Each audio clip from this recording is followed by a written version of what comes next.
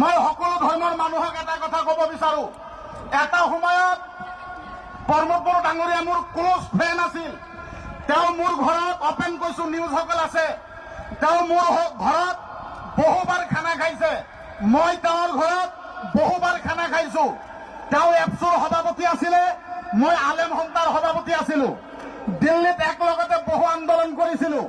যেতিয়া তেওঁ এপছুৰ পৰা আহি UPPLৰ সভাপতি হ'ল, ওদালগুৰিত এটা মিটিঙত প্ৰমোদ বড়ো ডাঙৰীয়া আমাৰ লগত প্ৰতিশ্ৰুতি দিছিল যে মুফতি সাহেব আমি প্ৰতিশ্ৰুতি দিলো, এইবাৰ যদি UPPLৰ যদি 5টাও আসন আহে বা 20টাও আসন আহে, মই ভগৱানৰ কসম খাই কৈলো মই কোনো কাৰণত বিজেপিৰ লগত এলায়েন্স নকৰো।